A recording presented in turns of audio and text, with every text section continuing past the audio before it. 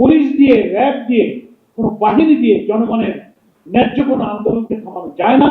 এই ইতিহাস জাতির সামনে আছে। আদর্শ আর যুক্তি যখন ফুরিয়ে যায় তখন তারা সন্ত্রাস ও অপপ্রচারের পথ বেছে নেন। মাননীয় প্রধানমন্ত্রী বলছেন যে বিরোধী দল যে আন্দোলন করছে বা যে সংস্কারের কথা বলছে, বিরোধী দল তাদের মতো করে করছে। তো আমরা তো আমাদের মতো করেই বলবো।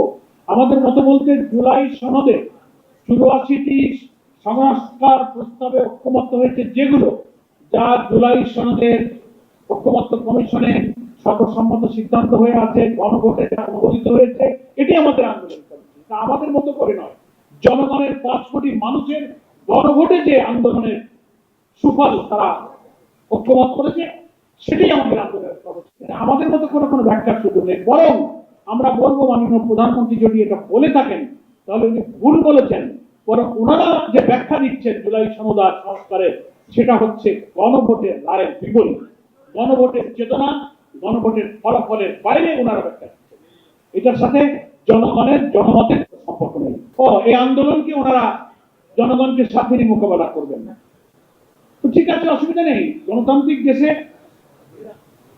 পার্লামেন্টারি সিস্টেম অফ পলিটিক্স এবং ডেমোক্রেসিতে নিয়মতান্ত্রিক গঠনমূলক দেশের জন্য আন্দোলন বিরোধী দল তো করবে, কিন্তু সরকারি দল এটাকে মোকাবেলা করার যে ভাষা, আমরা ফ্যাসিবাদী রাজনৈতিক শক্তির সেই ভাষার প্রতিধ্বনি বা প্রতিচ্ছবি বা সেই সুর বা সেই কণ্ঠ তাদের কাছ থেকে শুনতে পাচ্ছি। বিএনপির মহাসচিব খুব দুঃখের সাথে আমি বলবো, উনি মাঝখানে একদিন ঘোষণা দিয়েছেন যে রাজপথের সে আন্দোলন উনি এবং স্বরাষ্ট্রমন্ত্রী বলেছেন ওনারা মোকাবেলা করবেন।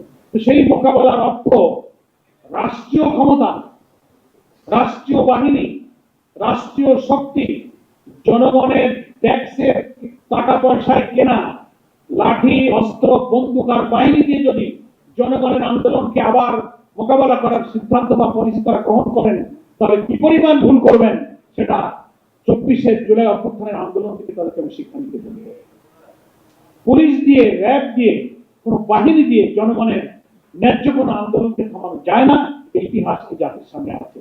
নিয়মতান্ত্রিক গঠনমূলক আন্দোলনের কথা আমরা বলি, ওনারাও যখন রাজপথে ছিলেন তখনও বলেছেন। ফলে আমি মনে করি জনগণের কথা বলা, সভা সমাবেশ করা, মিটিং মিছিল করা, এটা আমাদের সাংবিধানিক অধিকার। গঠনতন্ত্রে নিয়মতান্ত্রিক আন্দোলনের রাজনৈতিক কর্মসূচির আইনগত এবং গঠনতান্ত্রিক সুযোগ অবাধ অধিকার রয়েছে। এখানে কোন ফ্যাসিবাদী কর্তৃত্ববাদী নিপীড়ন যদি চাপিয়ে দেওয়া হয় তাহলে তার পরিণতি আগেও যা হয়েছে তাই হবে। আমি মনে করি সরকারের এ ব্যাপারে সহনশীল হওয়া উচিত, গণতন্ত্রের প্রতি, জনগণের অধিকারের প্রতি শ্রদ্ধাশীল হওয়া উচিত। সেভাবেই তারা এটাকে বিবেচনা করবেন। যুক্তি দিয়ে, আদর্শ দিয়ে আপনারা কথা বলুন। আদর্শ আর যুক্তি যখন ফুরিয়ে যায় তখন তারা সন্ত্রাস ও অপপ্রচারের পথ বেছে নেন। ফলে এই ধরনের হুমকিকে আমরা সেটাই মনে করি। সেটা সামনে ভবিষ্যৎ বলে দেবে। এগুলো যে তাদের নিজেদের সান্ত্বনা পাওয়ার কথা। একদিকে 5 কোটি মানুষের রায়, ওনারা উপেক্ষা করছেন, মানবেন না। তো জনগণ কাদের সাথে আসে তার মানুষ কি বোকা? মানুষটা বোঝে। এটা হচ্ছে তাদের নিজেদের সান্ত্বনা দেওয়া। মানুষ এখন কিন্তু এগুলো আর বুঝতে বাকি নেই, মানুষ সব এখন বোঝে।